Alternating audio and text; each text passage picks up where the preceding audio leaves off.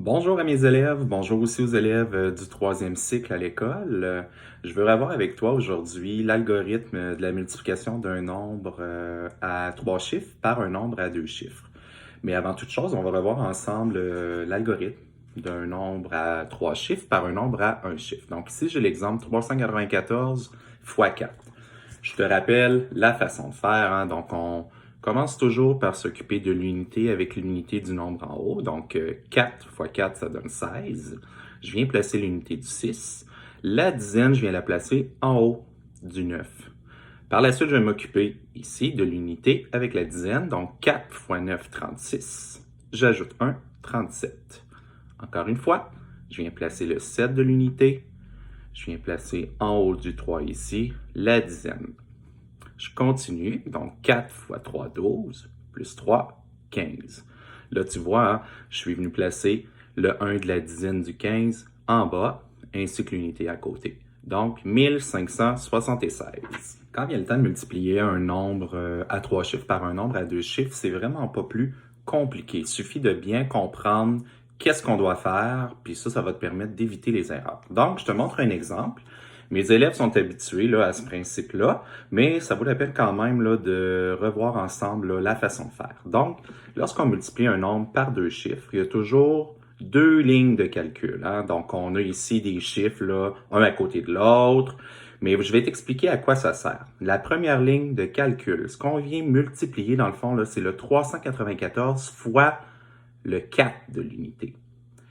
Par la suite, sur la deuxième ligne de calcul, on va s'occuper de la dizaine. Ici, il y en a une dizaine. Donc, une dizaine, on sait que ça donne 10. Donc, la deuxième ligne, c'est 394 fois 10.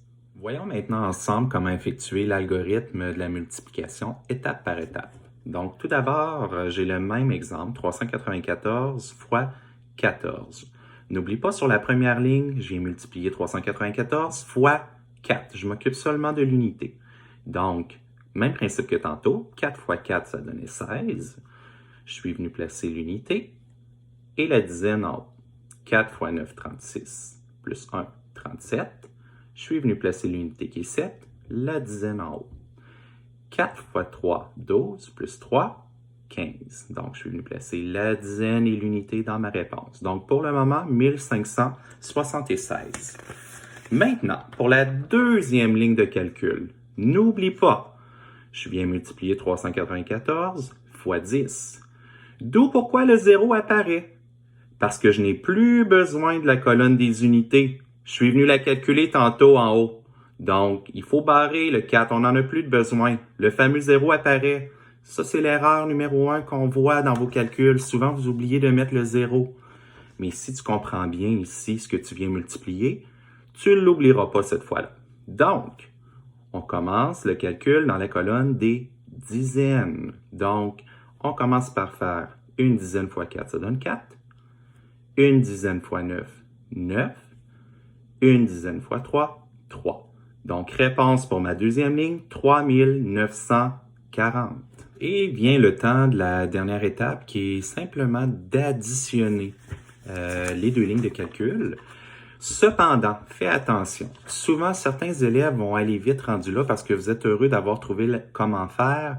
Mais si tu vas trop vite, tu risques de te tromper dans tes calculs. Donc, prends ton temps. C'est pas une course. Donc, tout d'abord, on commence par venir additionner la colonne des unités. Hein? Donc, 6 plus 0 donne 6. 7 plus 4, 11. Je viens placer l'unité. Je retiens la dizaine. 1 plus 5, 6, plus 9, 15, même chose, je viens placer l'unité, je retiens la dizaine. 1 plus 1, 2, plus 3, 5. Donc, réponse finale, 5516. Pour terminer, je te propose un jeu à faire à la maison qui va te permettre de pratiquer l'algorithme de la multiplication. Donc, tu vas avoir besoin d'un jeu de cartes dans lequel tu vas venir mettre de côté toutes les cartes qui contiennent le 10, les valets, les dames, les rois et les deux jokers. Donc, tu les mets de côté, tu n'en auras pas de besoin pour faire le jeu. Par la suite, dans ton paquet, tu vas te choisir 5 cartes. Donc, tu les piges au hasard. Moi, ici, mes 3 premières cartes que j'ai pigées sont le 4, l'as qui va valoir 1 et le 9. Donc, ça me donnerait 419. Les deux autres cartes que j'ai pigées, le 2 et le 3. Donc, ça me donnerait 23. Ça veut dire que je viendrais effectuer la multiplication de 419 fois 23. Donc, tu peux refaire le même principe plusieurs fois. Je te souhaite bonne chance, puis amuse-toi.